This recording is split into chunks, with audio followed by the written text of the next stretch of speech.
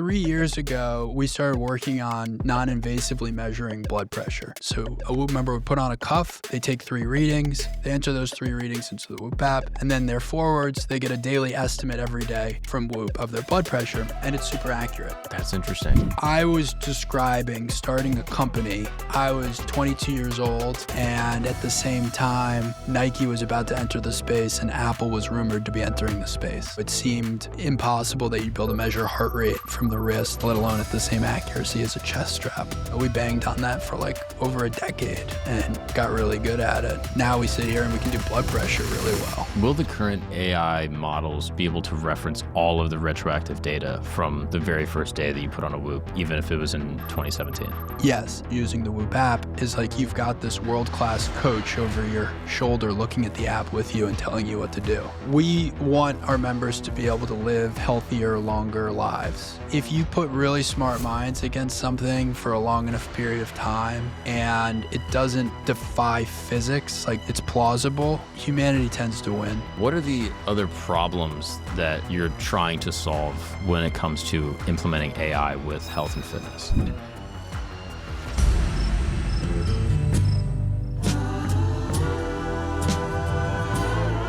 Will, what's up, dude? How are you? What's up, Mark? Thanks for having me. Of course, man. Thank you for having me. And by having me, I mean literally in your building. For anyone watching right now, I'm not in my campsite in Brooklyn where I typically like to reside. Instead, we're in beautiful Boston, Massachusetts in an amazing building, truly. I mean, this is like 5 stories of everyone wearing Whoops. I mean, it's like if someone's not wearing a Whoop in here, are you a little bit like, yo, how'd you get in? You know what I mean? Actually, definitely. If someone's not wearing a Whoop, I'm like, this might be an outsider or a spy. Yeah. Because every Whoop member of the team, of course, wears the product. And so that is, that I would say that's a red flag. Yeah, that's absolutely a red flag. I mean, that's why I wore mine. Yeah. You know what I mean? David, on the other hand, sitting in the corner, did not wear his, which is, in my opinion, I think disrespectful. Come on, man. And just no decorum, no class. There's a bunch of stuff I want to talk about. I want to talk about FDA. I want to talk about your personal entrepreneurship journey. I also want to talk about fatherhood, which you and I sort of share in common at a specific window in our lives. But I'm a person that's fascinated by culture. And we were speaking briefly before. You have an Egyptian heritage that has, in my opinion, made you a phenomenal squash player. Can you explain why the Egyptians dominate squash? It's a great question. My dad is Egyptian. Grew up in Alexandria. I traveled with him when I was younger to Cairo probably 10 times before the age of 16. And I would play squash there. And first of all, the Egyptians are like the best in the world at squash. Ali Farag, who just retired as world #1, is Egyptian. And he was one of my teammates at Harvard. So it was cool rooting for him too. And I think it has something to do with the climate and the culture. So for those who aren't familiar with squash, it involves a very soft ball on a court that, kind of looks like a racquetball court. And the difference is that you have to run a lot more. So you're kind of constantly running in and out of the corners to retrieve the ball. And the hotter the environment, the more the ball is going to bounce, which means that in turn, it's harder to end the point. And, at a very elite level, squash players are really fit cardiovascularly. And so they'll be tracking the ball down from all corners of the court. And I think the Egyptians, because they grew up playing in such a hot environment with the ball being so bouncy, had to figure out how to put the ball away. And so they have by far the best hands in the sport, I think, and also the most deceptive shots. And so you'll see a great Egyptian player like hold his racket for a while and then flick his wrist right before he hits the ball. And, sure enough, the player will all of a sudden, his opponent will be running the wrong direction. Or, they'll be really good at what's called hitting the nick, which is where you slot the ball like right into the glass and floor area. And so like right in that little crack, it makes the ball, essentially roll instead of bounce. And then, I think just with generations, it compounds a little bit where young kids are taught how to hit drop shots and how to, be deceptive at a young age, and that's part of the culture. So Egyptians are deceptive, is what you're saying. That's deceptive and good at putting the ball away in squash. Only in squash. Yeah, in squash. Okay, that's fair. Okay, yeah. I was asking you before. You're now playing Padel, which I think is wonderful. In my opinion, I think it's my favorite game that I've played since soccer. I grew up playing soccer my whole life, and then now I'm playing paddle. It's like phenomenal. What was the thing that got you into playing that? Like picking up a new sport in your 30s is a pretty bizarre, occurrence. I think most people are just like, dude, I play ball. That's it. Well, I'm actually one of those people who's in the camp of you always want to be trying new things as you get older, because if you can find sports, exercises, activities, I mean, for a lot of people, weightlifting, if you can find things that you're going to be getting better at as you get older because they're new or because you're now investing in them, I think that's just great for you. Like it's a great feeling to be learning something and improving at it. And I think more often than not, people who are college athletes at something kind of let themselves just decay at everything else as they get older. But there's a bunch of things you can do and actually get better at. And so anyway, as a mindset, that kind of put my antenna up to these new games like pickleball and Padel and Barry's Boot Camp and all these different sort of fun activities. Surfing more recently, although I'm terrible at it. And pickleball, I think, is a pretty lame game. We can talk about why. Like as a racket sport guy who grew up playing squash and tennis, like I didn't like pickleball, but paddle is a phenomenal sport. It really is, and in a lot of ways, it feels like a merger of squash and tennis, and it's a pretty strategic game. One thing I look for in racket sports is how easy is it to pick up, and then how great can you become? And I feel like with pickleball, the reason it had so much growth is it's super easy to pick up. The learning curve is. But if you watch like the world's best pickleball players, I don't know about you, like it's totally unwatchable from my standpoint. And that's no criticism of them. It's just more of a criticism of the sport, which is that at the highest level, it doesn't look that exciting. Whereas paddle's super easy to pick up. But then when you watch the highest level of paddle, you're like, holy shit. The like ceiling these guys is high. These guys are running outside the court and diving, and like the whole thing looks really, really dynamic and exciting. There's flow, there's like chemistry, the whole thing has like a pace. Totally. You can just see, wow, there's 10 levels to this. Yeah. And so that gets me excited when I look at a new sport. Yeah. And not to mention the learning curve that you can pick up. You can start playing paddle 1 week, and within like 4 weeks, you've multiplied 4 times in terms of your ability to play. Totally. Even with no racket experience. I never played a racket sport growing up, and I picked this up, and I was like, dude, this is so fun. It's so fun. And it's great that it's more of a team, or more of a doubles sport. You don't really see people playing singles. I think that's fun too. That's true. It does require community, which I think is like so fundamental. I mean, now more than ever, but I think with just sports in general, like the whole point is community in a way. And paddle necessitates it because you need a partner. And you need 4 people at least to get together. And by the way, there's not enough courts, so it would be hosed if there was only a bunch of singles players, because it doesn't feel like there's enough courts around the world. Yeah. I mean, particularly in the U.S., it's interesting. I first started playing when I would make trips to the Middle East because it's so big in the Middle East. Right.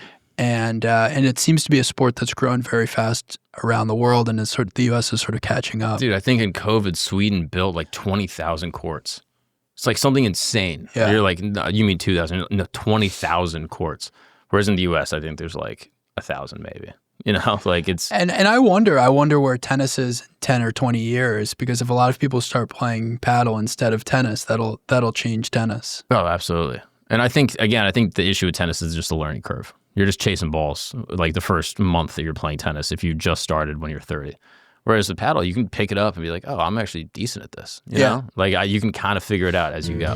What's up, guys? I'm on the road. That's right. I'm going to Burlington, Vermont, Montreal, Toronto, Detroit, and a bunch of other dates that I will be adding to my website, markgagnonlive.com. I would love to see you guys there. Obviously, if you don't know, I'm a stand-up comedian, and stand-up comedy is my passion. It's the thing I love to do, and seeing you guys all come out to the shows truly makes my life. I hang out after the show and say what's up to everybody. So if you want to come through, check out the show, say what's up to me. It would mean the world. You can see me at all these dates and more on my website, markgagnonlive.com, and I'll see you guys on the road. We got merch. If you don't know, we got camp research and development merchandise. You can see it right here. Also, my buddy Andrew Schultz was actually just out hanging with his fam, having a good old time. All of a sudden, a dude walks up to him and goes, yo, what's up, Schultzy? And guess what he was wearing?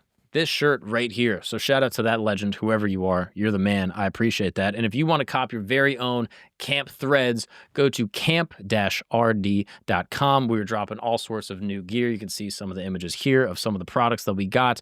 And anytime you buy a t-shirt, you help this show directly operate. It is a huge, huge lift. And I'm very grateful for everyone that reps the gear, especially at the live shows. Seeing you guys wearing the t-shirts at the shows truly makes my life. It's the coolest thing ever. I cannot believe people are actually wearing clothes that me and my friends are designing and sending iMessage chats like, yo, you think this is cool? It's the craziest thing in the world. And I'm so grateful for everyone that does it. Check it out. We got the link in the description. Now let's get back to the show. Yeah, I think that's, I think about that now that I'm a dad. I'm like, what sports am I going to get my kids involved in? I'm actually curious about that for you. How old is your son? 5 months. I mean, that's awesome. This is an interesting transition point for you as an entrepreneur, having a child. This is your first kid, right? Yep, first kid. To me, that's interesting because I have a son. He's 10 months. Okay, and you're a little ahead of me. A little bit in some ways. But like, I found that my whole perspective on the work that I do and my life has changed so fundamentally from having a kid. And a lot in like preparation, but also like narrowing my focus in a lot of ways. So I'm curious, how has parenthood affected your focus as an entrepreneur, as a CEO, as someone that is running a massive company? Well, it's interesting as an entrepreneur, you are thinking a lot about the future and like what the future should look like. And in my case, I think about the future particularly in a specific lane, which is around health and how do we make the world healthier and how can, the healthcare system be more effective in the next decade or two, and how can this technology continue to evolve and replace the doctor's office and so on and so forth. And so in some sense, you think about the future in an ambitious way, but in another way, like a somewhat narrow way. Like I'm mostly focused on the future as it relates to health. And I think the one of the biggest wake-up calls to having a son is all of a sudden you think about the future and all these other dimensions. I hadn't been thinking that much about, okay, what's the education system look like in the next 20 years? Now I think about it a lot, right? Because like you want your son to, live through that and have a great education, whatever that may look like. And, you start to pay more attention to things like collapsing fertility rates, and you start to wonder, well, how is AI going to affect relationships for humanity? And I think having children is like a beautiful experience in a lot of different ways. But one way that I think it's very important for society at large is it makes the current generation that's in charge, so to speak, care a lot about the future. Like you really want the future to be better so that your children have a better future. Yeah, you have a real investment. You have a stake in it. And I think everyone cares about the future sort of philosophically, right? Like you're like, oh yeah, I want things to be good. I want my legacy to be great. But once you actually have a child, like it creates a very realpolitik operation for how you're going to deal with your day-to-day life. Like, no, I'm going to give him something either on a personal basis, like, an inheritance, or on a social basis, like the, country or the world that I leave behind. And it's really kind of changed my perspective a little bit on, I don't know, like the work that I'm doing and the amount of time and how I actually manage work-life balance. That's been the biggest challenge for me. Because before I was just like, all right, I'd like hang with my friends a little, I hang with my wife a lot, and then I do work the rest of the time. Right. It was just like focus on just like hustle culture. Yeah, growth, just like getting better. And like I think my obsession with health has kind of intersected with that a little bit. Like just like optimization, and like I want that to kind of permeate into every little element of my life.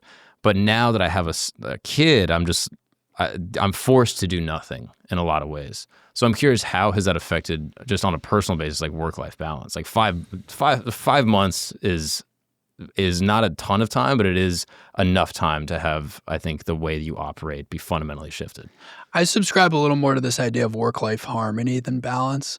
Harmony is this idea that you're going to have these things coexist in a really healthy way, whereas balance sort of implies that like if you spend an hour here, you're going to spend an hour there. And I gravitate to harmony because there are just situations where you have to be all in on one or the other. One of the hard things about the timing of my son's birth, which was like late February, is it was about 6 or 8 weeks before we were launching this product that we've been working on for 3 years. And the lead up to a launch is just an insanely intense period of time. And so I was traveling a lot more than I wanted to be, and I was just working a lot more than you probably otherwise would have wanted to be. And at the same time, I knew that this period was going to happen, and so I booked this like pretty awesome 3-week vacation in June on the other side of the launch, where I'd be able to kind of drop off the grid in Italy with my wife and our son, knowing that I'd be on the other side of it. And so that was like a pretty amazing trip that we just came back from not that long ago. So to me, that's what I think of when I think of harmony, where, sometimes it's just 90-10, and then sometimes it's not, 90-10 the other way, right? And I think that's okay. I will say I've gotten increasingly deliberate. I think I was always pretty good with time management, but if I can duck out 30 minutes early to be at home when he goes to bed for bedtime, like, that's a big win. And admittedly, I still miss more bedtimes than I'd like. But, those are the things where you just feel like an sort of increased sense of urgency or deliberation. Yeah. I also find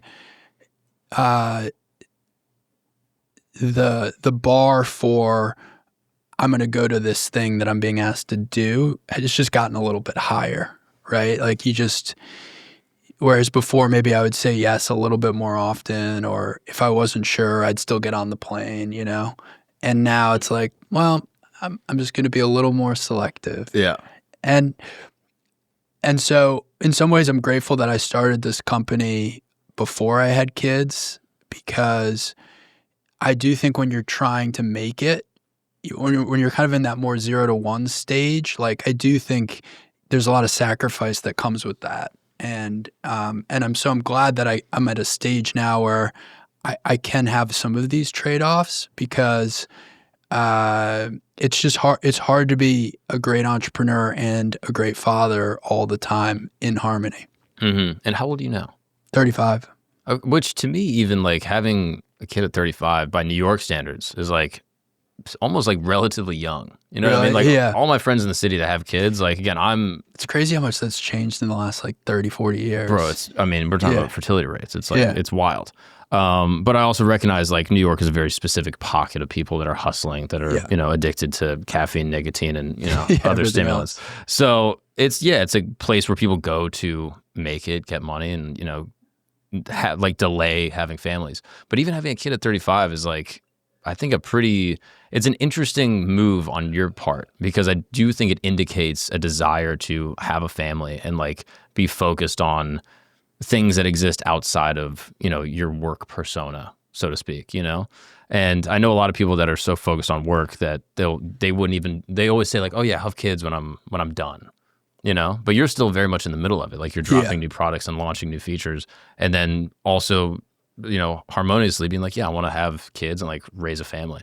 And I just think it's like an admirable thing to do that I hope other entrepreneurs kind of take, a little bit of encouragement from, I guess, I appreciate that. I mean, I think that you can do it. I think you can balance these things or manage these things, I should say. And by the way, it really helps to have a great partner. Like you want to get that piece of the equation right. And so I have a lot of gratitude to my wife, who's been able to balance a lot as we've welcomed little Thomas, that's our son, to the world. And look, it feels great. It's really cool when you get to spend time with this little dude and hold him and hoist him up in the air, and he smiles at you, and you kind of feel whole suddenly. It's an amazing feeling. Yeah, no, truly. I feel like it is. I've heard people say similar things, but it is kind of the main event in a way. Like so much of what I have tried to build through comedy and podcasting and entertainment has kind of paled in comparison to this sort of legacy feeling that I have when I'm with my kid. I'm like, oh, this is really kind of the immortality that I think so many people are trying to achieve through their work on Earth, which I don't think is futile. I don't think the task is trivial to try to create something great while we're here. And I think that it should be something that we should strive for.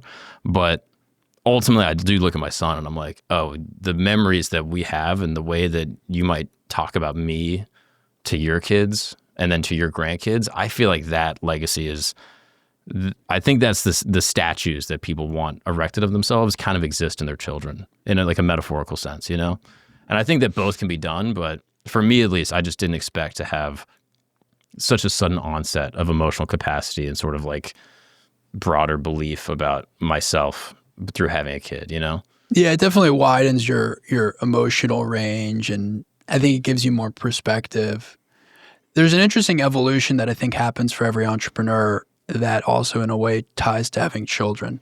And that evolution is this idea that initially you're very outcome driven. And so it's all about, okay, I need to raise this much money, or I need to get the company to this valuation, or we need to have this much revenue, or, I need to have this many subscribers, or, fill in the blank, whatever your hustle is. And then sure enough, you kind of drive and drive and drive, and then you get to that thing that you said was the gate. And then of course you don't feel the thing you were supposed to feel, or you've used up all the dopamine to get there. And so you say, okay, well, no, actually, I had the wrong number. It's a bigger number. Right. That's when I'll feel good about things, or that's the outcome I need. Yeah.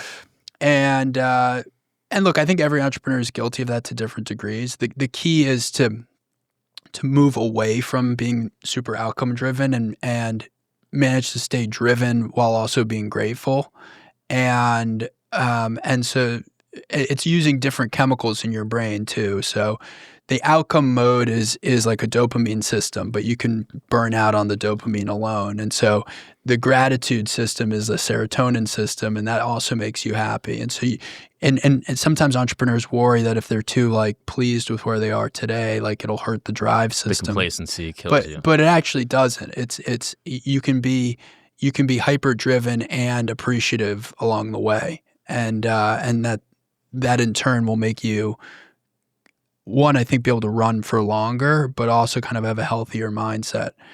And I bring that up because I think in the context of having kids, it's not about, again, trying to seize this sort of notion of like immortality, or it'll be great when, or, I need my kids to do this thing so that I feel something. It's much more about just appreciating the fact that you have a child and getting to see the interactions and seeing the kid grow and seeing that learning on like a week by week basis and the evolution, and in a way getting to relearn yourself, like an appreciation for the world around you.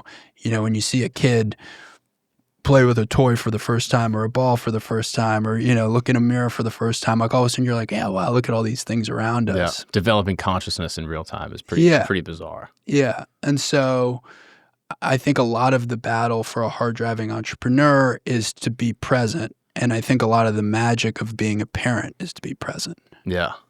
Yeah. I've heard someone say that kids slow you down, and that's the point. Yeah, that's a good way to put it. Yeah. And I do think about that. Like if I'm like rushing, but like I can't get like his shirt on, I'm like, okay, the point is to it's okay to take an extra 4 minutes. It's not that big of a deal.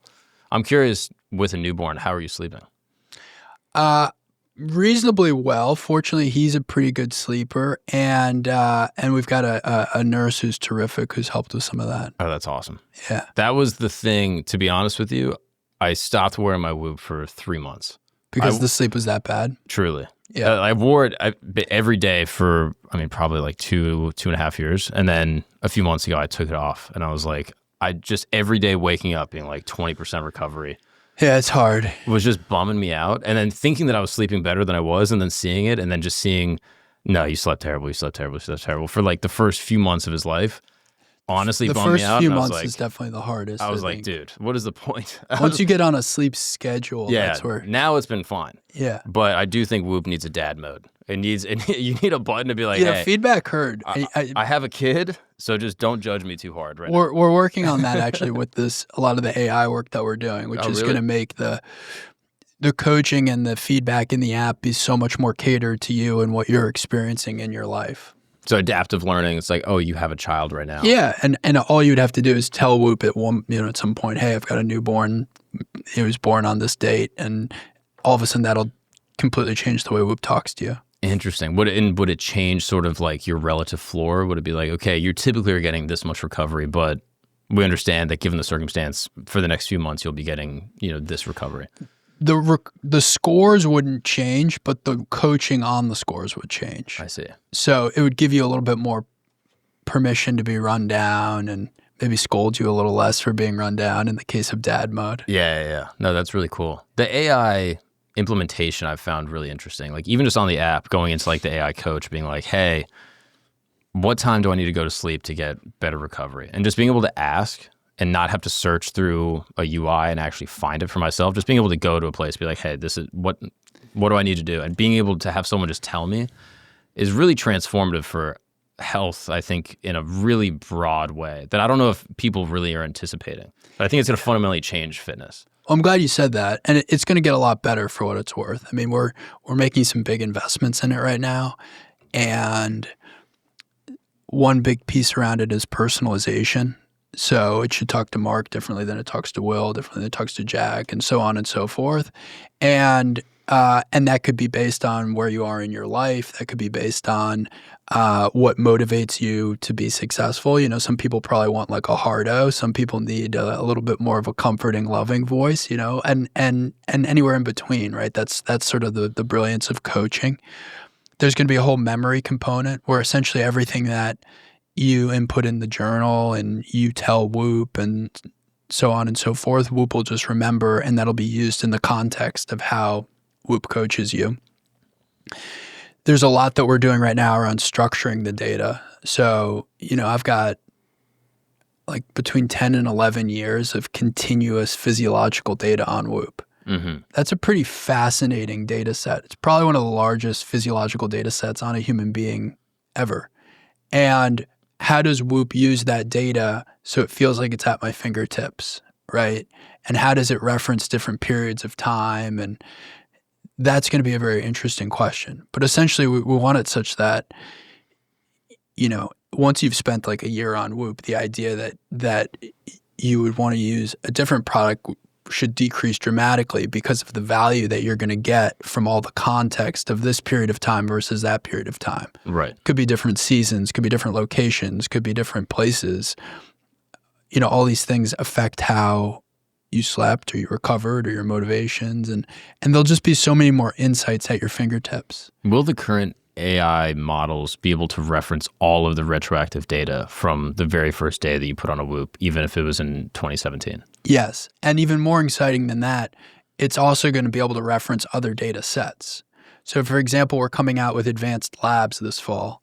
Advanced Labs is going to allow you to upload all of your past blood tests. So, you know, if you've ever done a blood test through your doctor or you've used one of these other platforms, Quest and whatnot, you'll just be able to upload that. And then Whoop will essentially store it and beautify it across all of our different graphs. And then that data will live within, this memory of understanding who you are.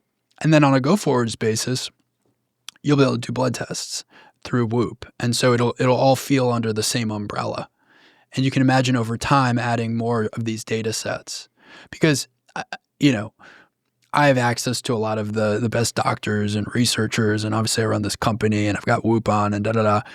And yet it's still kind of hard to connect all these dots, right? Like you've got some blood test over here, you've got a DNA test over here, you've got a doctor visit, you know, maybe 2 doctor visits in the last 12 months.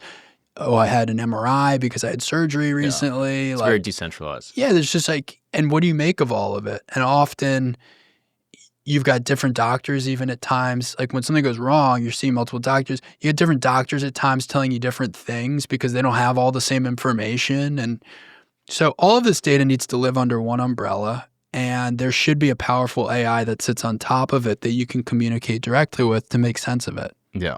And then ideally give some insights for how to proceed. Oh, yeah. By the way, that's the punchline, which is... I don't want to say prescriptive, but I mean, in a way, it is. You should be coached to be healthier, and it should be super proactive and preventative. Mm-hmm. You know, we've got like a chronic disease crisis in this country and in many places of the world, but I am quite concerned about America's healthcare system. And you know, Americans now spend more on healthcare than they do on housing or food, which is insane. And I'm hopeful that continuous physiological monitoring, coupling data and putting it all under one umbrella, and powerful AI is going to be able to help shift that. Yeah. And I mean, just the diagnostic ability of something like ChatGPT, to me in the past year has been tremendous. Like I had a friend recently who had a hip injury, went to multiple different doctors, got multiple different MRIs. All of them kind of told him different things. You should get a surgery. You just need to do physical therapy. I don't see anything wrong. I mean, just the entire spectrum of political opinions, and didn't know what to do. Submitted everything to ChatGPT, and within like 5 minutes of questioning, diagnosed almost perfectly what his issue was. And Wow, he went back to the physiologist or the doctor that actually gave him that sort of diagnosis. And he was like, yeah, this is exactly almost more descriptive than what I was thinking it was. And then he got surgery and it was to the T exactly what the issue. Like once they actually cut him open, they're like, yeah, it is a cartilage issue. And to me, I was like, he went to so many different people, spent so much money, and this AI was able to diagnose it immediately. Yeah, I think in the immediate, it feels like AI plus your doctor is better than one or the other. Right. There's sort of a clumsy thing that's being done right now, which is like, should you ask your doctor or should you ask AI? Well, it's like, Feels okay, like false dichotomy. yeah, it's like, I mean, wouldn't it just be better off the doctor was asking AI too? You know, Right. like let's create the best system we can. Yeah, maybe in the long run, you only need to go to the doctor when something's really wrong or you need to have surgery or so on and so forth. But right now, like tomorrow, we should just get doctors using these tools. Yeah. What's up, people? Quick announcement. If you are a fan of Camp Gagnon or Religion Camp, I have great news because we are dropping History Camp. That's right. This is the channel where we're going to be exploring the most interesting, fascinating, controversial topics from all time throughout all history. Right? You probably know about Benjamin Franklin, Thomas Jefferson, Nikola Tesla. Interesting figures from history, and you probably learned about them in school and they were pretty boring, but not here. No. As you know, I was raised by a conspiracy theorist, so I'm going to be diving deep into all of the interesting, strange, occult, and secretive societal relationships that all of these famous, influential men from our shared past have. So if you're interested, please go ahead and subscribe to the YouTube channel. It will be pinned in the description as well as the comments. And if you're on Spotify, this doesn't really apply to you, but these episodes will be dropping as well. Just go ahead and give us a high rating because it really helps the show. I'm curious, how can Whoop avoid some of the other issues that, different AI models have had? So like, for example, like I found ChatGPT, even with having like a trainer or like a coach, I'll just program, be like, okay, be Dave Goggins, be Jocko Willink for Sure. me. Here, give me like my 8-week block, like give me whatever my training set is. And then over time, it becomes softer.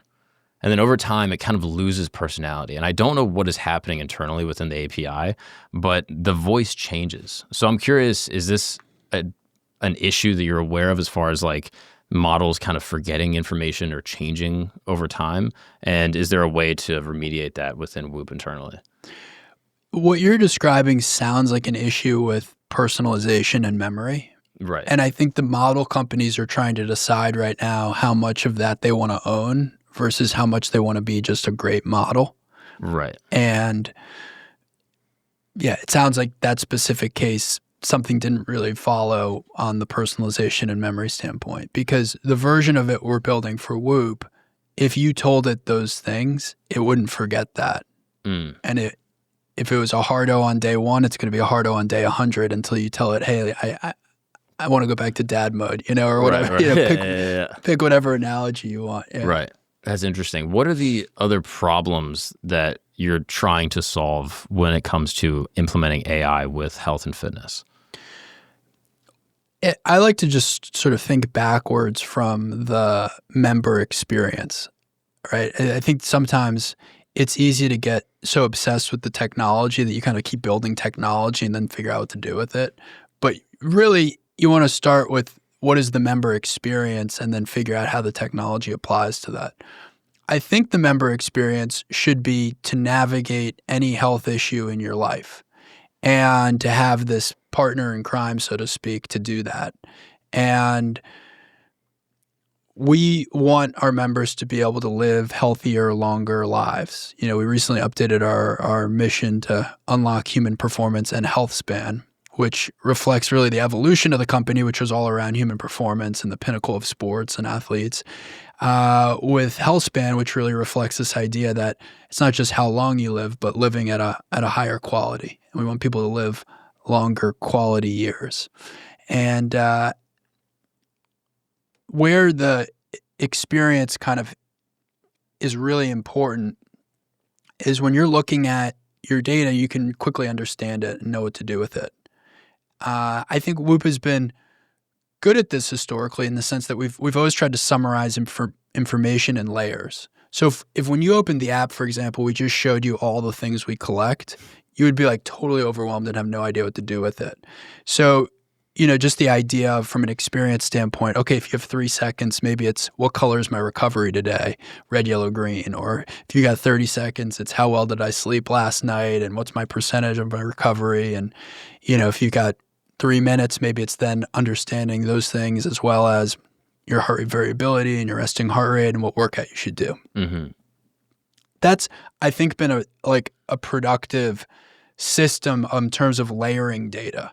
The health span version of that is your Whoop age, where yes, we collect all these things about you, but we're going to give you one number at the top of the screen that tells you whether you're younger or older. Right. What does it mean? Yeah. Right. And then, okay, if you want to dive into that, there's 9 different metrics that we've, worked with the Buck Institute, which is the leading longevity institute in the country, to figure out, these things most highly correlate with all-cause mortality. Okay, you want to pay attention to these 9 things.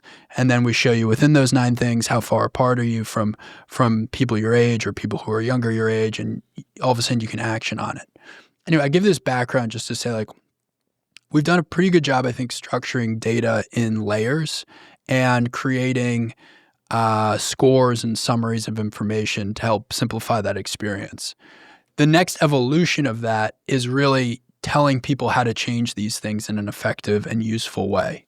And if I were to be critical of the current experience, it relies a little bit too much on self-interest or self-motivation to figure some of that out, whereas a really great coach will guide you through it.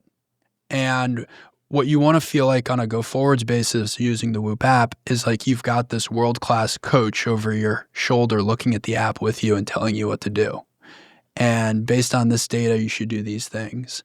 And by the way, that some days might feel like a coach, another day might feel like a nutritionist, another day might feel like a doctor, and that's the power of AI. And for us, it's the power of going really deep on these use cases and building out all these different experiences based on the journey that you're on. Yeah. I'm curious about nutrition because that is I use MyFitnessPal for if I'm going to track macros, if I'm in a specific, moment of, focusing on my nutrition, or I'll use even ChatGPT to log food and things like that. How is Whoop going to make a push to sort of own nutrition its own specific way, or is that not something that's going to be a priority? I'll give you a general answer. The challenge with nutrition historically has been a data challenge. So everything we just talked about sort of implied that the data piece was solved. Hey, we can collect all this information. Now we got to tell you what to do with it. In the case of nutrition, there still is a fundamental problem with, can you collect the information? What do I mean by that? Well, okay, let's say you use one of these nutrition trackers and you remember to do your breakfast and your lunch and you put all the things in, and then you kind of screw up dinner, or you sort of forget to do dinner, and by the way, you forgot about the snack and da-da-da. And so you say you ate 2,000 calories and Whoop says you burned 2,200 calories, and great, you're on a path to losing weight. But actually you really consumed 2,400 calories and so you're actually gaining weight. So data integrity is something I care a lot about, because if we're going to coach you on something or tell you something's true or not true, the foundation with which we're telling you that has to be really, really robust. And so that's been a problem with nutrition tracking. We've looked at making acquisitions in the space. We've looked at building some of our own capabilities. I think AI should help a lot. Now just the idea that you can take a picture and get pretty good macros from that, that's a big leap forwards. But just to say it, a lot of people still will not take a picture of every single thing they ate. Mm-hmm. And so, one of the principles to building this company is, how do we do things non-invasively? How do we do things in the background? How do we make it easy for you? Nutrition's an area where we're still figuring that out. Mm-hmm. I wear a continuous glucose monitor. Okay, that Is helps. Purely, Yeah. like just like performance. That I'm interested in like how my food is affecting the way I feel, how that affects the way I think, how that affects the way I train. I'm not diabetic. I'm not pre-diabetic. I just like to wear it, and I wear like a non-medical version. I just got it on Amazon. I plug it in, it tells me stuff on my phone, and I've heard from a friend that wearable tech generally as a macro trend becomes smaller and closer to you. And I wonder, do you think there's a future for wearable tech? Maybe not Whoop specifically, but in the world of sort of fitness wearables, that things become, a sleep tracker plus a glucose monitor all into one mechanism? Or do you think the tech is too difficult, that these things would have to be like two separate systems? Well, continuous glucose monitor is something that I think a number of companies have tried to do more non-invasively. I think eventually it can be done with photoplasmography or versions of it. I think, and just to say that's like a non-invasive way that you measure things like heart rate or blood pressure. It could be done through. I think so. I mean, it's still early, but That's fascinating. There's a number of companies that are working on it, and they've had varying degrees of success. But that's one of those ones where if it feels like the future, it probably will happen. Right. And my instinct is that'll probably happen. I don't have a good time frame for that. I don't think that's like in the next 12 months. But I default back to like when I was starting this company 12 years ago, it seemed impossible that you'd be able to measure heart rate from the wrist, let alone at the same accuracy as a chest strap. And, we banged on that for like over a decade and got really good at it. And now we sit here and we can do blood pressure really well. Like no way anyone thought you could do blood pressure, let alone heart rate. So if you put really smart minds against something for a long enough period of time and it doesn't defy physics, like it's plausible, humanity tends to win. Yeah. Do you think they just become so small, like the chip theory or these types of things being just implanted into people? Do you see that as a plausible future? Or do you think the option to wear it or not wear it, as far as just generally, as far as wearables go? Well, so to me, that feels like you're leading with the technology rather than the experience when you say all of a sudden it's inside of you versus on you. Right. Like what benefit does that create for the experience? Does it mean that it's measuring something that you otherwise wouldn't be able to measure? Okay, that could be possible. Mm-hmm. So, that might be one reason that all of a sudden you have an implantable versus something that you're wearing externally. I think in general, it's easier to have mass adoption when something's non-invasive versus invasive. Of course. So I like thinking about things non-invasively. There is an element of if it feels like the future, it's probably the future. And so there's something about implantables in that category. But I think there's still a lot of interesting problems to solve non-invasively. Yeah. Yeah, I'm just curious with that. I mean, obviously with like Elon and Neuralink and that's amazing technology. Right. I'm curious how that affects, wearables. And as like if this theory that, a friend said to me, things get smaller, closer to you, her kind of conclusion was like, ultimately these things become, just things that are, subdermal that are implanted for, 2 months and then get changed or something to that effect. And I guess I'm curious, like, is that timeline even remotely close, like within people in the space? Is that something that people are discussing with any type of legitimacy? Well, we've said for a long time, we always want the technology to get smaller and smarter, which is similar to what your friend says about smaller and closer. When I was starting Whoop, there was a lot of like, I sort of looked at the arc of technology, which was that computers were going from being on your desk to being on your lap to being in your pocket. And it seemed inevitable they were going to eventually be on your body or in your body. And so you do see that arc playing out. And Neuralink's a good example of that as well, where, you've got an implantable that's all of a sudden changing people's abilities to communicate with their brain. So I look, it's a space that we're interested in and we're looking at. Yeah. That seems ominous. I like that. I'm curious. We've been talking about like kind of flirting around this idea of like wearables as, obviously health devices, but potentially even medical devices. And I know the FDA recently, you guys have been in a battle for some reason that I fail to completely even understand why this is an issue and why they're making such a hard line with you guys. So can you kind of explain what the issue has been with the FDA with specifically like blood pressure tracking, why they're making such a stand on this issue with you?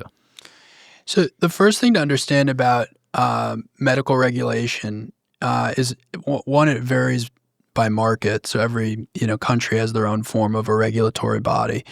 And two, there's an important distinction between is something intended for wellness use or is it intended for medical diagnosis? Now, the FDA's mandate is to regulate things that are for medical diagnosis. If you look at a lot of different physiological metrics, they have a wellness intended use and they have a medical intended use.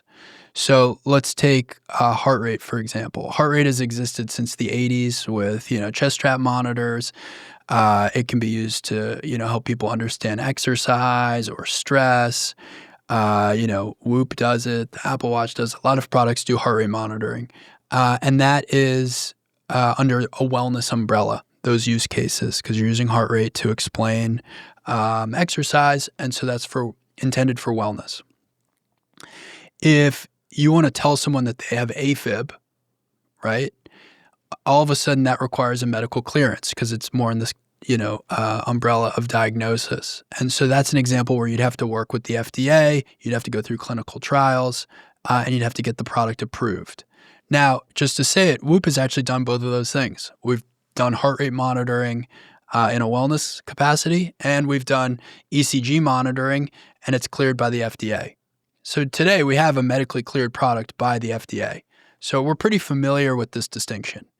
If you go down the list of physiological metrics, heart rate, sleep, right? Sleep. Okay, we can tell you your hours of sleep. Or if we want to detect that you have sleep apnea, okay, that needs to be approved, right? Again, wellness versus medical. And I can see the distinction of why that matters. Yeah, and you kind of keep going like SpO2 and respiratory rate and so on and so forth. There's all these metrics that have a wellness use case and a medical use case. Okay, blood pressure.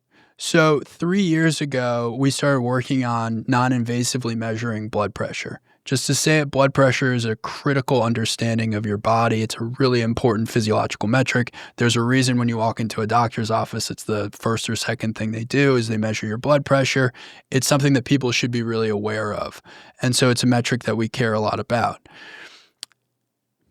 We had a breakthrough over the course of those 3 years where all of a sudden we were able to measure blood pressure quite accurately when alongside a cuff calibration.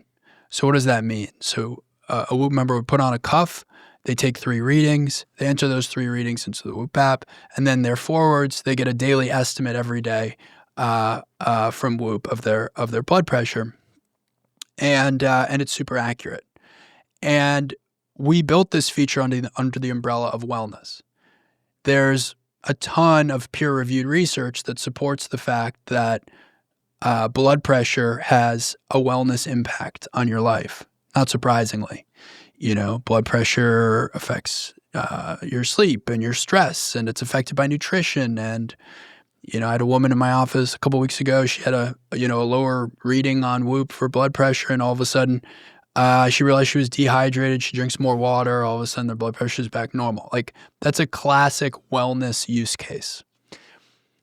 The FDA, when we launched this feature, came out to us and said, if it's blood pressure, it has to be medically regulated. We said, well, no, we built this for wellness use case. And they said, well, if it's blood pressure, it has to be regulated. And meanwhile, inside the Whoop app, we've got all these disclaimers about how this feature, Blood Pressure Insights, is not designed for medical diagnosis. It's designed to understand blood pressure alongside wellness. And, the FDA didn't really have an open mind to some of that. And so that's where this engagement is right now. And we're fighting for this because, first of all, it's the law. There's the 21st Century Cures Act that makes it incredibly clear that there's a distinction between wellness intended use and medical intended use, and that the FDA is only supposed to regulate things that have a medical diagnosis. Whereas in this case, we're not diagnosing hypertension or anything else, and we're very clear about it being for wellness. We're also fighting for it because it's really innovative. I mean, the fact that we're able to measure this thing super accurately in a non-invasive form factor is a breakthrough. And by the way, it's being celebrated in 50 markets around the world. The only country where it's being, challenged is in the United States. And so, we're fighting for innovation. And then lastly, I think there's a whole thesis right now around giving Americans access to health data. And the same way we've given them access to things like heart rate and, respiratory rate and pulse ox, and use that information to shape behavior, as we were talking about earlier, and drive behavior outcomes. It's just totally inconsistent that those things can be under wellness, but for some reason blood pressure can't, even though there's all this research that supports that blood pressure has a wellness impact. So what is happening internally, if you had to guess, with the FDA? Why are they doing this with you guys specifically? Like, obviously you're making the breakthrough, but I can't imagine that, this is the first time something has sort of been in maybe a gray area between wellness and, medical diagnostics. So why is this the thing that they're taking such a hard line with? Well, I think that's a good fundamental question. My sense is there's an over-reliance on past precedent, which is because all the cuffs needed to be regulated and cuffs measure blood pressure, if something measures blood pressure, it needs to be regulated. Well, no, we actually created this whole new sophisticated way of doing this that now also talks about wellness and is focused on wellness and is not intended for medical diagnosis. Right? So they haven't quite adapted to that new world of technological innovation. They had some type of legislation in the 80s that was like, hey, if you go into a CVS and put your arm in a cuff or whatever, this has to be federally regulated. Yeah, the blood pressure cuff is a fairly old instrument, and every prior product that could measure blood pressure was a cuff. And so, I can kind of understand some confusion there, but at the same time, you want to create an environment in which America's best technology companies can innovate and provide access to health data to Americans. And not to mention that this information would be helpful on a wellness basis. Like, just totally. Like, it'd be massive for someone to be able to have accurate or even semi-accurate blood pressure information on a regular basis. I mean, yeah, it's a breakthrough. And so, yeah, that's why we're fighting for it. We think we're on the right side of history with this, and for what it's worth, it seems fairly consistent with a lot of what this administration has said about, their desire to give Americans more access to health data. And are you optimistic about the outcome or what that will look like? Like, when could this be resolved? How long does something like this take? Well, we're actively engaging with the FDA. I mean, just to say it, I have a lot of respect for the FDA. I think they play a critical role in society, and I just think they got this one totally wrong. And so, there's a little bit, I think, of hopefully a magnifying glass on some of the policy here and what really is wellness, which I think a lot of companies will benefit from more transparency and clarity around. And yeah, I'm pretty optimistic in the long run we'll be proven right. Yeah. I wonder if they are also maybe just worried about slippery slope or something. If they're like, oh, with wearables, whether it's Apple Watch or Garmin or Whoop coming out with more features, if they're just like, we don't know what is going to happen, we just need to put a stop to this now and create, precedent going forward. And I wonder if it's a little bit reactionary from their part, Yeah, I can't speak exactly to where they're coming from on this. I just think that there's a reliance on past precedent. There's a lack of understanding on current technology, and there's a broad inconsistency around how a bunch of these different metrics are being treated. Yeah. You can't have 5 different or 10 different physiological metrics be clearly identified as wellness, and then all of a sudden have another one just not be wellness, when, of course, all the peer-reviewed research supports how important it is to your wellness. Right. Now, blood pressure is a feature that's available on the new... Yeah, this is on Whoop Life, which is our highest membership tier. Got you. And what other features are there on Whoop Life? What are the new ones that have dropped from the previous iterations? So we've got the heart screener, which has the ability to do AFib detection with an ECG. So you can take an ECG directly from your wrist like this. I hold these two little tabs. It'll do an ECG reading. I can send that to a doctor and immediately get feedback on it.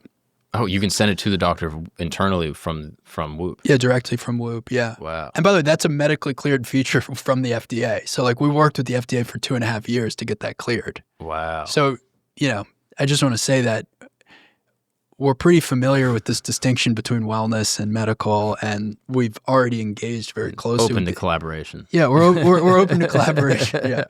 What is the feature from Whoop Life that you are most excited about or most proud of? Like, was there one specific thing that you're like, to the average consumer, they're like, oh, cool, a new little thing, but you're like, you have no idea how difficult it was to try to achieve this new thing?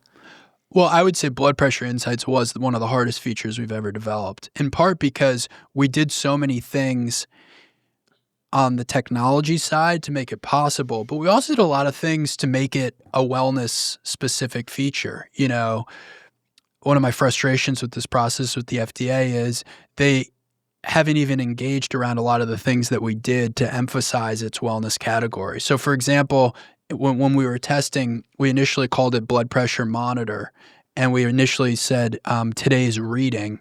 So when you were looking in the app, it would say blood pressure monitor, and then it would say today's reading. And we did a bunch of user testing, and we were asking people if they thought this was a blood pressure monitor versus something that was giving them this daily estimate. And a few people, like most people, it was like 17 out of 20 or something, said that they knew it wasn't a blood pressure monitor. But a few people, thought it could be used as a medical device. So then we changed the language so that it was blood pressure insights and daily estimate. And we also changed where some of the disclaimers were. And then when we did user testing again, every single person said they knew it wasn't a medical device. So that's like some of the sort of painful effort that we put into designing this for wellness that, if I were the FDA, I would at least hear us out on. Like there should be some conversation about this stuff. And so that's part of my frustration is just I don't think we've been able to sort of explain all the things we did to make this possible. And lastly, I'll just say on this point, we've heard an uproar from our member base. The idea that this feature should be regulated by the FDA. Our members totally disagree with that. And they talk about how they had to go through all the disclaimers, how it's very clear, how they love the feature, how it's super accurate. So again, if you just listen to your consumers, you listen to Americans, I think that also demonstrates we're on good standing. Yeah. Do your parents wear Whoop? Of course. They rock it all the time. Do they give you feedback? Oh yeah. Yeah. My mom will take screenshots.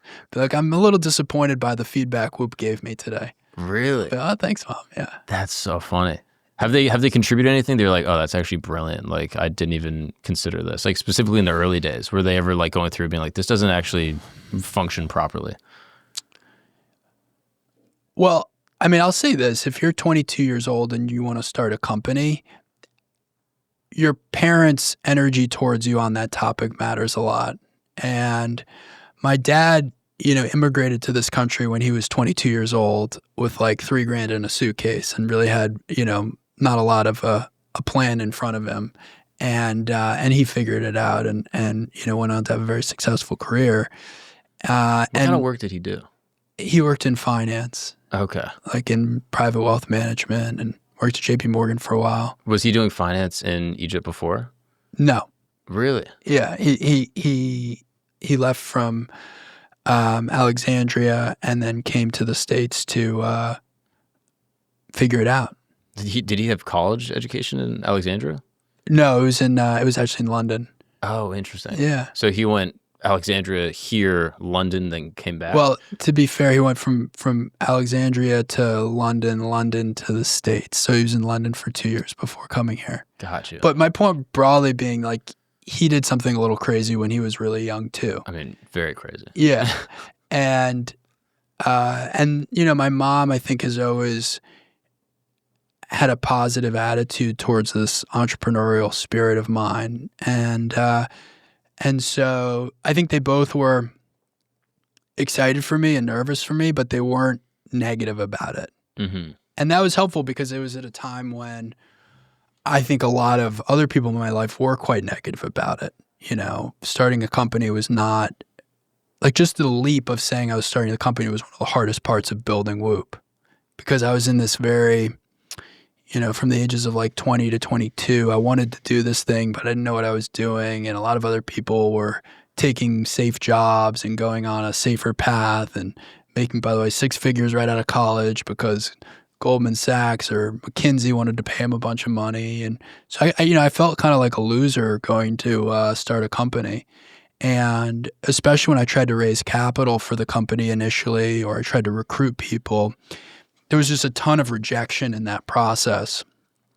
And so that was hard. That was something that I had to overcome and get more comfortable with. You didn't have friends from your immediate peer group at Harvard that were also starting businesses and None. Really? Yeah. I'm shocked by that. Yeah. I mean, I think it's a little different now. This was, again, like 12 years ago. It feels like today there's maybe a slightly broader network that you can plug into if you want to start a company. Mm-hmm. And maybe I didn't look hard enough, but I didn't find that network. That's interesting. So early on, most of your peers were like, "Yeah, I don't know if this is the way." Yeah, and I would say it was much more critical than that from the standpoint of like the adults.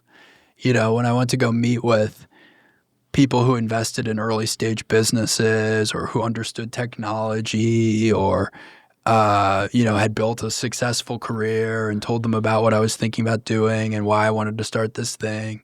Overwhelmingly negative feedback. And what was the criticism couched in? Is it, oh, they don't understand wearable tech? Obviously, it was in a very different place 12 years ago. I think the most sympathetic defense I can give of that sort of broad narrative that I heard at the time is that I was describing starting a company at the intersection of hardware, software, design, and medicine. Yeah. And I was 22 years old, and I wasn't an engineer or a computer scientist or a designer or a doctor. And at the same time, Nike was about to enter the space and Apple was rumored to be entering the space. Yeah, Fitbit was... Yeah. So that I think when I say it out loud like that, it's like, okay, this is somewhat implausible. Yeah, it feels ambitious. Yeah. Yeah. And so I could see people around you, maybe even well-meaning, being like, yeah, dude, why not just go take a sick job at McKinsey and just consult for, some government and make crazy money and just live your life. Whereas you're like, no, I have this crazy idea I don't know how it's achievable. So I can see the sympathetic side of them being like, have they come around, those same people? Do you keep in touch with any of the people that initially gave resistance? Not really. Yeah. It's funny, I don't think that much about them. Right. There's like the spiteful version of the entrepreneur, I think, where you're like, oh, I'm going to show them. And in the back of your mind, like, wait till they see what I'm going to do, right? But I got over that pretty fast. I just realized it didn't matter. Mm-hmm. And I think one secret in that is you'll be much better off focusing on the believers than the naysayers. And it doesn't matter if you run into 20 naysayers as long as you find one believer. Yeah. And just, stay close to the believers, get under the same roof together.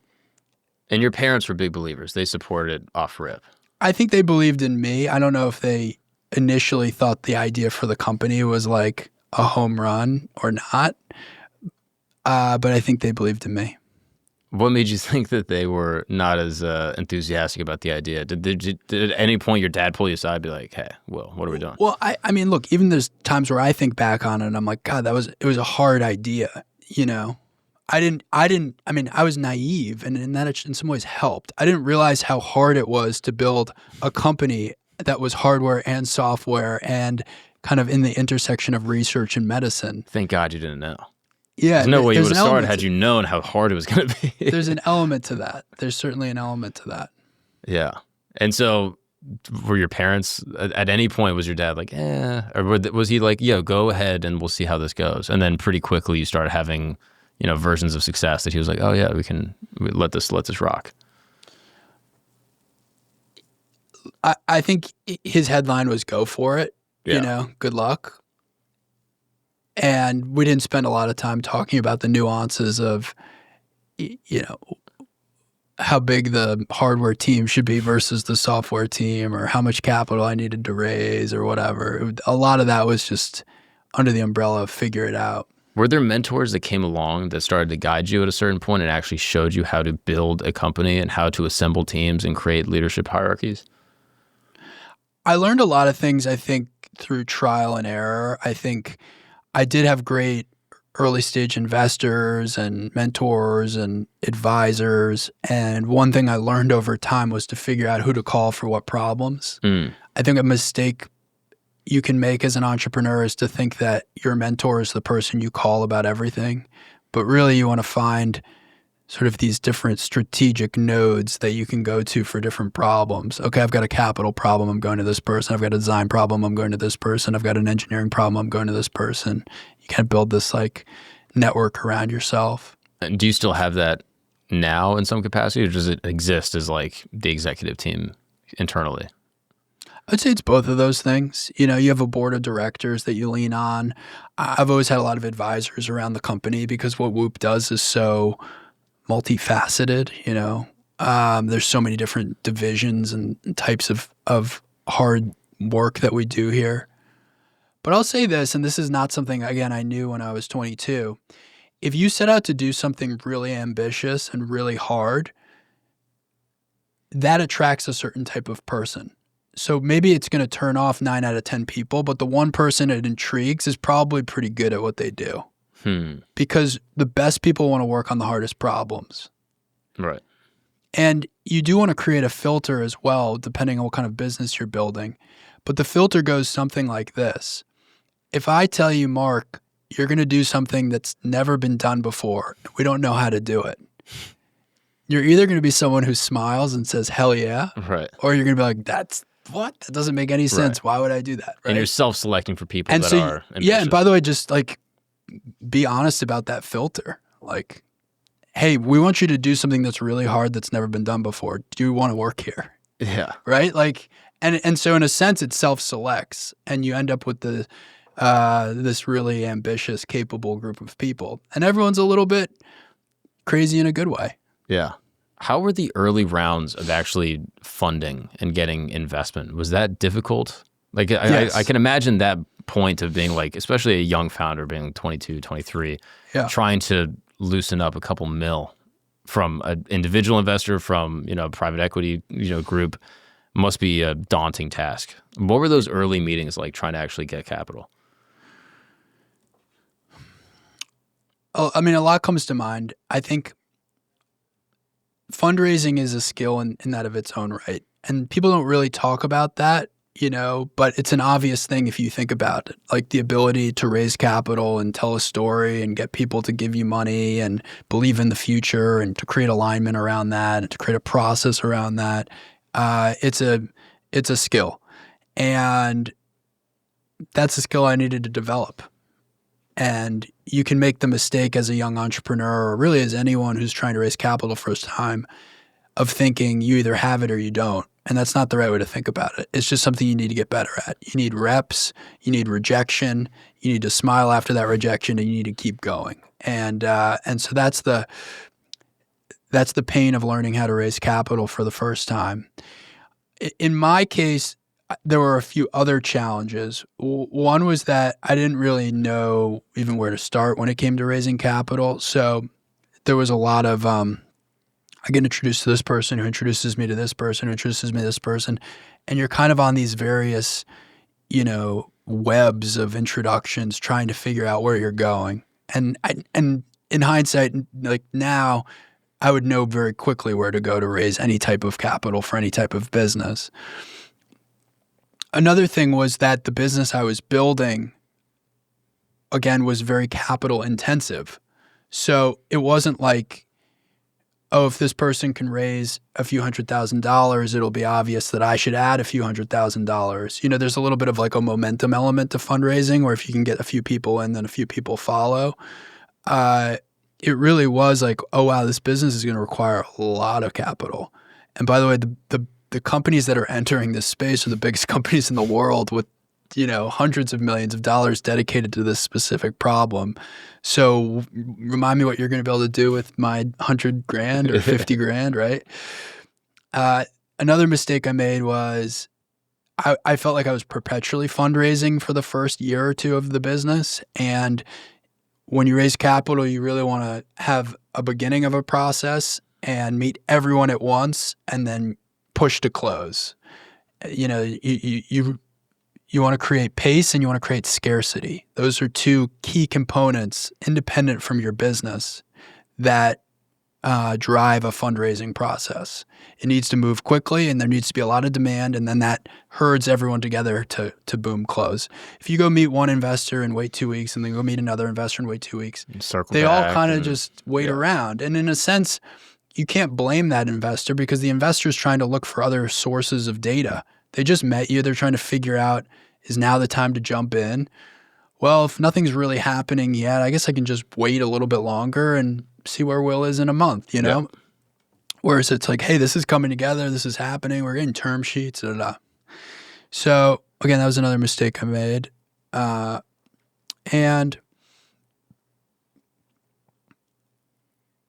I think the last piece, which we touched on a little bit, is you meet, especially for an early stage business, you meet a lot of investors who want to keep asking you questions. And so you'll be on your 5th or 6th or 7th or 8th meeting with someone, and you'll be thinking to yourself, gosh, it's only one more meeting. Like, I'm going to get this person across the line. I've put so much into this. They must be so close. Sunk cost. Totally. And in the amount of time that it takes to kind of keep trying to drag this person across the line, you could have gone and met 5 other people, and one of which would have said yes in the first meeting. And so that's a huge, like, and I don't even know if those investors realize they're not going to invest, but just empirically, they never invest. Yeah. You know? And so you need to move on from those people quickly. You sound like a girl in the city right now. You're like, these guys, they go on dates and like, it just feels like no one wants to settle down, you know? Yeah. Well, I mean, that's how it is though. You know, these guys, if they're not going to, I do know dudes that are like that. They're like, they just seem like they're perpetual flirts when it comes to investing. And they'll like kind of like, it seems like they don't say it directly, but like they'll kind of allude to like, yeah, I have another meeting with these guys. I'm like, this is the 5th time you've talked to them. Like, how do you not know if you're in or out? Yeah. Yeah. That's a huge waste of everyone's time. So what is the policy now? Are you like, hey, 2 rounds, 3 meetings, and that's it? Fortunately, when you get to a later stage, it's a much more structured process in a way because you have big institutional investors and they have teams and you have a data room, and that makes sense. You know, the process is sort of set up right from day one. Right. And there's enough like infrastructure around it where it kind of self-manages. And then it also depends how good your business is. In the early days though, and this is where I'm speaking to like that entrepreneur who's trying to raise $1 million or whatever and get their thing off the ground. You can raise $1 million just on an idea. And that's one of the beautiful things about America is there's a lot of people who will fund that. If you're a credible, ethical person and you've got a vision for something. And that's kind of what I'm speaking to, where the process matters a lot. Today, just because we have a real business that's got certain business metrics that are, you know, exciting, we could raise capital without, you know, me pitching anything, just because like there's a financial story that speaks for itself. Right. But at the early days, when you're building something that's on an idea and it's all on the come, you do need to find you do need to develop the skills and the muscle around how to close a round of financing. That makes sense. Was there ever an opportunity early on that someone approached you and said, hey, we'll buy everything you guys have done, all the data, give you a clean exit, you know, here's a few $100 million, just get out? Did that ever come across the table? Did you ever consider it? There were a couple versions of that over the course of the history of Whoop. I never seriously considered it. There was versions of that at a very early stage where it was like, we're excited about the technology and we want to acquire it. There was like a version of that in like 2018, 2019, where the product was then more robust. So technology being like, okay, they can measure interesting things. Let's turn it into a product. Then the product being something that people wore and liked. Okay. But we still hadn't really built the business, which is like all the sales to go with it. And so that was kind of the second version of a potential exit, but we weren't interested in it. Can you say what the number that was floated at that second exit was? I'm not going to get into it. That's a lot. That means a lot.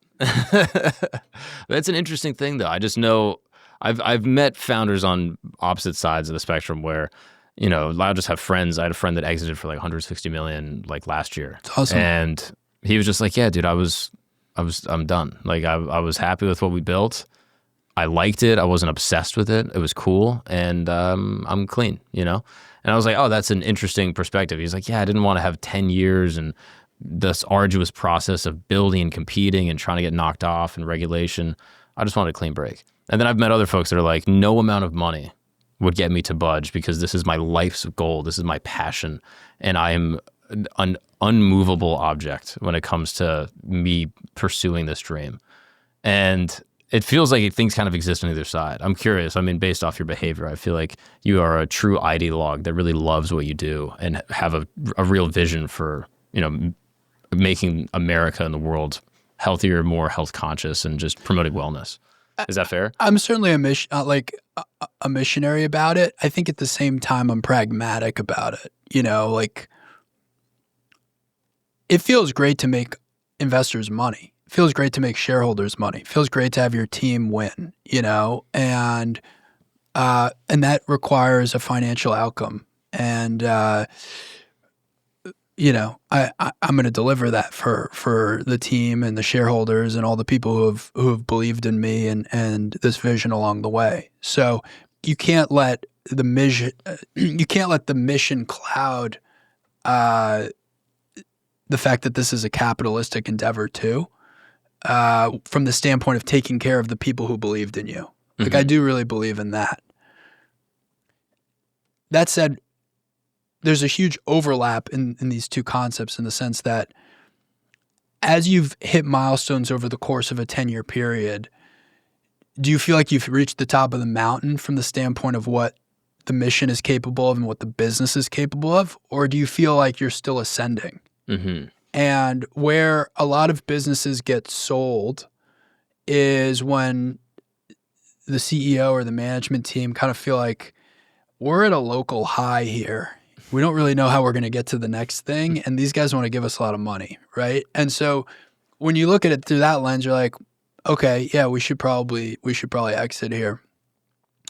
But if you're on this ascent and you actually feel the opposite, which is, one, we're not even close to the top of the mountain, and two, we actually know a lot of things internally that no one knows about that we feel like if we can really do, we're going to be at a whole nother stratosphere when we execute.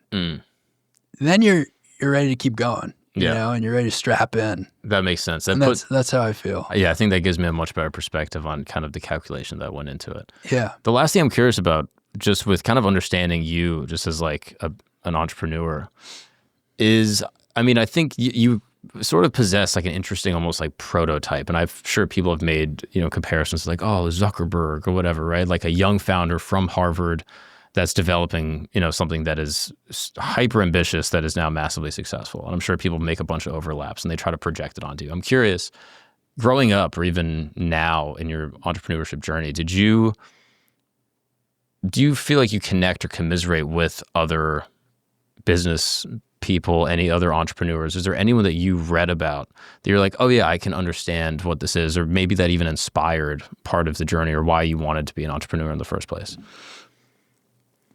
There's a lot of entrepreneurs that I read about just because I love the entrepreneurial journey. I read all the Steve Jobs books, the Elon Musk books. I like reading specific stories of how an entrepreneur built a business that maybe I didn't know that much about. I grew up in love with Nike as a brand. I still have a lot of admiration for Nike as a brand. So I read Phil Knight's Shoe Dog and, got very interested in Phil Knight for a period of time and how Nike was created. So I think I gravitate to being a study of these types of entrepreneurs. I'll say this though, I think you're better off not comparing yourself to other entrepreneurs. Success, quote unquote, successful entrepreneurs do a good job creating a benchmark of what's possible. This idea that you can create something from scratch and that can actually change society and change the world we live in and make a little dent in the universe. Like that as an inspiration is something that you should really cherish and keep close to your heart when you're building something that doesn't exist, that feels really hard, that feels like it's about to fail, so on and so forth. I think the key, though, is not comparing your skills to those entrepreneurs, but rather comparing yourself to yourself. And this idea of just trying to get a little bit better every single day. Yeah. And that as a mindset for me, I think has been helpful in growing the business. The other group that I've always gravitated to is professional athletes and just people at like the pinnacle of athletic performance.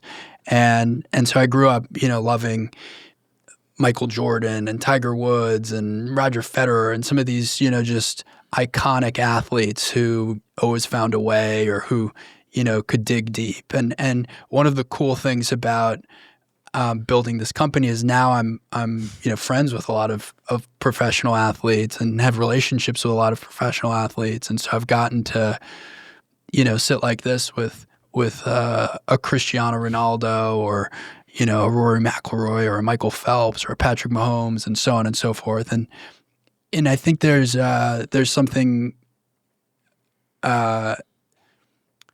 there's a positive like osmosis that comes from being able to sit in that environment and just sort of feel what kind of energy that person is bringing and what was the cost of their success. Yes, we see the trophies, but what is that grind behind the scenes? And if there's anything I've learned from these professional athletes who are at the pinnacle of their sport, not just a great professional athlete, but like one of the best of all time of their sport, it's the insane cost that comes with that and the amount of work that comes with that. And there's an element where you even wonder if everyone in the world had that talent, how many people actually would be sitting in the position that person's sitting in because of the work that goes into it. I even think the athlete comparison is apt. And like sometimes I'll read a book about like, Rockefeller or Bezos and my friends will be like, why? Like what bearing does reading about like Bezos have on like your work or what you do? And to me, I'm like, it is just a study of greatness. Like, yeah, totally. Regardless of what you think about Bezos as like a person, billionaires as sort of a philosophy, it's like he's great. He's an amazing architect of systems and supply chains and understanding like how human beings work. I'm like, and Michael Jordan is great and Tom Brady is great and Wayne Gretzky is great. And they all exist within a spectrum of highest achieving people to ever exist. And to me, it's an admirable thing to study. And I think a lot of people look at sports and be like, oh yeah, I can, I like basketball, so I like studying Michael Jordan. But to me, I'm like, I just like greatness and people that do great things. And that's why I'm drawn to, Bezos or Elon. It's sort of regardless of how they operate on a personal basis. I just find them fascinating. Totally. And these greats often have valuable little one-liners that if you can kind of keep in your back pocket are useful. Like you were mentioning Bezos, and I was thinking about he's got this great line that people tend to overestimate risk and underestimate opportunity. Yeah. And it's just like little things like that are like nice little, yeah. He's got another one where it's, if the data and the anecdotes don't match, trust the anecdotes. I love that. Yeah.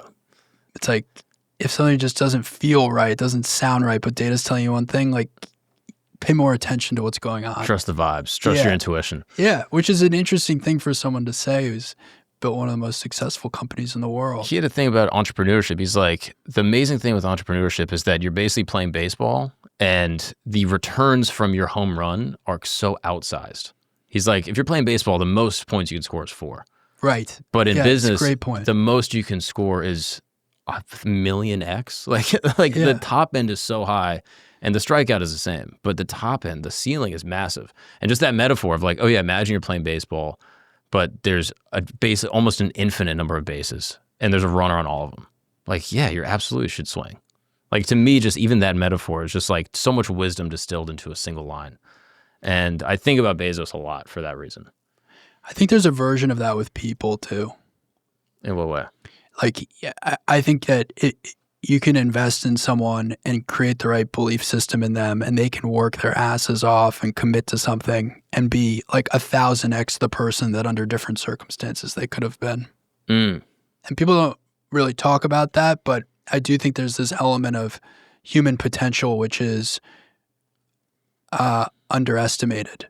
I think we all kind of have a massive spectrum on our potential. Oh, absolutely. And I think the amount that it's nurtured and the environmental components, I think, are like fundamental. Like, I mean, it's trite at this point, but like hard work beats talent, you know, like those kind of ideas. If talent doesn't work hard, like that'd be something you'd see in a locker room. But I do think like the fundamental idea behind that is true. That like if you can instill the feeling of hustle and like hard work, that is going to outpace someone that is just naturally talented if they don't have the same thing.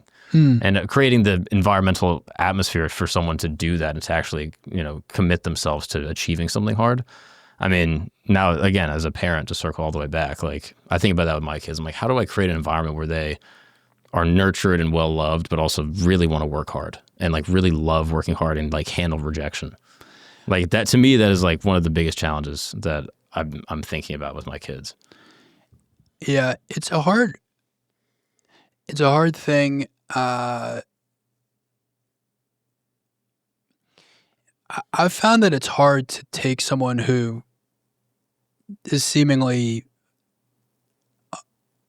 like lazy or not hardworking and try to make them hardworking. But I think you can take someone who has drive and put them on something that matches their ambition or skill set or potential, and all of a sudden they can work much harder than they even realized. Oh yeah, absolutely. Especially once they start getting the positive feedback from that success. Whereas for someone that is just like naturally lazy, there is no real positive, like it's just more work, which is the exact thing that we're trying to not do. Yeah. So like that initial stage is just so arduous. They're like, yeah, I'm good. There's a good line about laziness, which is if you can show someone not the cost of what it takes to do something, but the benefit of what it provides, that's the path to overcoming their laziness. So people who are lazy tend to think about, oh, this is going to be so much work to do this, but they don't think about, if I do this, this is what I'll get, or this is what I'll receive. It's just a simple reframing. That's interesting because in my mind, like, I think my dad was very much an entrepreneur. And so I feel like I was raised with that mindset of like, the work is completely, like, who cares about the work? Like, you're going to die, life sucks, whatever. Like, just do the work. But I always saw what the outcome could be, like that outsized opportunity thing that Bezos talks about. Like, dude, I always saw that. So even putting myself in the mindset of someone that isn't considering that at all and only thinking about the work is almost, I lack like a basic empathy because I didn't realize that was the mindset. And even just hearing that quote, I'm like, oh yeah, that makes a lot of sense. That's a much better way to rephrase it for people that are just not interested in hard work. Yeah. And then for the people who are naturally hardworking, then they also start to love the grind. Yeah. And that's what you see for back to the athletes, that's what you see for the athletes who have crazy longevity is it's not that they just love championships. They actually have like forced themselves to love the grind. Oh yeah. Well, I also think just outlasting anyone is going to be like almost one of the biggest indicators of how great you can be. Like LeBron's greatness, I think, has to be looked at through the scope of his legacy and how long he's been playing. Totally, it's amazing. Like it's remarkable. Yeah. And I don't know, I'm just fascinated by greatness, and that's what makes this conversation awesome. I really appreciate you sitting down because I think what you're doing is phenomenal, and just what you've built is like really impressive and inspiring. So thanks you so much for letting me come into the compound and chop it up with you. Yeah, it's been awesome, man. It's been great spending time with you. Appreciate seeing a whoop on your wrist. Come on, brother. Come on. I'm locked in. I'm actually about to get the updated one. Oh, good. Yeah. That's what Abby was saying. Also, are you ever in New York? I am. Okay. I am. It's funny. I haven't spent nearly as much time in New York as I used to. There was something about COVID for me where I used to go down to New York all the time, and post-COVID, meetings that I would have in New York all of a sudden became Zooms. Right. And by the way, I'm an in-person guy. Like, built this office in the middle of COVID. We've got people in the office. I like to see people in person. And New York is maybe my favorite city in the world. I mean, I think it's just got an energy that's palpable and awesome, and an electricity that I've always gravitated towards. I did a few internships in Manhattan when I was in my early 20s. I actually always thought Whoop would end up in Manhattan because I loved the city so much. And Boston, to its credit, kind of kept growing on me and also on the company. And in many ways, Whoop is very much a Boston company because it's at this intersection of healthcare and sports and research and, education and, of course, technology. And those are some of the things that make Boston great. Yeah, I imagine the depth of the talent pool here probably makes things a little easier in certain ways. Obviously, New York has talent, but this is the intellectual breadbasket of America. Yeah, but both markets have a lot of talent. I think Boston has more of a research engine, particularly when it comes to like health research and medical research. And I think we've been able to plug into the schools like Harvard and MIT and Northeastern and others. I think New York's got more creative juice. I think it's got more design horsepower. I think there's some really great independent studios in New York through that same lens. Yeah. Well, whenever you come back up to New York, there's also some paddle. Oh yeah, we got to do that. Where do you play in New York? Paddle House in Williamsburg, and the one in Dumbo is actually the better one. Okay, I've heard that. Yeah, but they're both awesome. But that club is just great, and so that'll be fun. David and I have been getting into it. David had a tough couple matches, but we're gonna get him some coaching. I mean, the kid's a freak athlete, but he just can't do a bandeja to save his life. I don't know what it is. We're gonna figure it out though. But anyway, whenever you come up, we'll get a game. All right, this is fun. Thanks, Awesome. man. Thank you, brother. If you've made it to the end of this episode, you are clearly someone who understands that beneath every historical event lies a deeper truth waiting to be uncovered. You're the type of person who knows that real history is more fascinating than any fiction, and we deeply appreciate that about you. I'll be honest. That's exactly why I personally invite you to sign up for Today in History, our free newsletter that goes beyond the surface of historical events. We dive into the stories that textbooks never told you, the secrets that challenge the course of nations, and the forgotten tales that deserve to be remembered. Let's continue this journey of discovery together. Take the conversation from your headphones into your inbox. Sign up now through the QR code or link in the description. Today in History, because every day holds a secret waiting to be revealed. Thank you for being part of our historical journey, and we'll see you next time.